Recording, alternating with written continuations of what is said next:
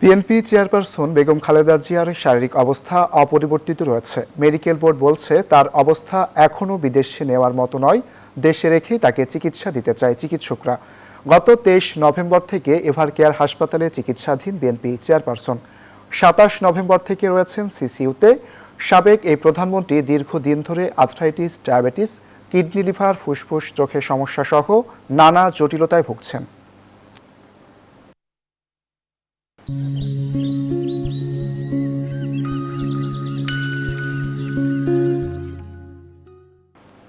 BNP chairperson Begum Khaleda জিয়ার শারীরিক অবস্থার সর্বশেষ তথ্য জানাতে রাজধানীর এভারকেয়ার হাসপাতাল থেকে যুক্ত হচ্ছেন সহকর্মী নাইম আলজিকো।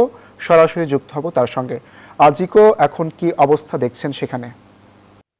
ধন্যবাদ আপনাকে অঙ্কুর। যেমনটি বলছিলেন যে এই মুহূর্তে আমি রয়েছে এভারকেয়ার হাসপাতালের সামনে এবং 24 দিন ধরে কিন্তু এই হাসপাতালটিতেই চিকিৎসাধীন অবস্থায় রয়েছেন বিএনপি চেয়ারপারসন এবং 3 বারের সাবেক প্রধানমন্ত্রী বেগম খালেদা জিয়া।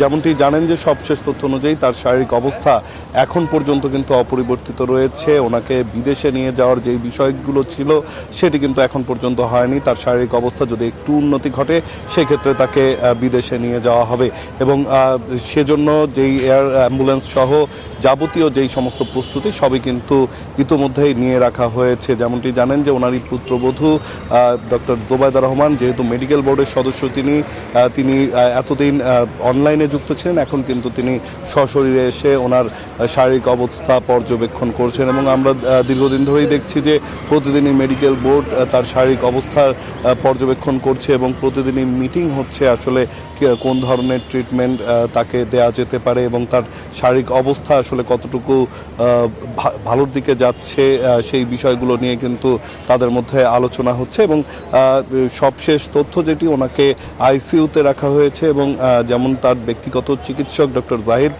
তিনি জানিয়েছিলেন যে একজন ক্রিটিক্যাল রোগীকে যেই আইসিইউতে যেই ধরনের উন্নত চিকিৎসা দেওয়া হয় সেই সমস্ত চিকিৎসাই কিন্তু দেওয়া হচ্ছে এবং দেশবাসীর কাছে তিনি দোয়া চেয়েছেন এবং আশাবাদ ব্যক্ত করেছেন চিকিৎসকরা যে অবশ্যই তিনি আবারও, এর আগেও অনেক প্রতিকূলতা থেকে ফিরে এসেছে, এবারও তিনি ফিরে আসবেন। তো এই ছিল এখন পর্যন্ত এভারকেয়ারের সামনে থেকে আমার কাছে থাকা বেগম জিয়ার সব শারীরিক অবস্থার সবশেষ তথ্য। জিকো, আপনাকে ধন্যবাদ।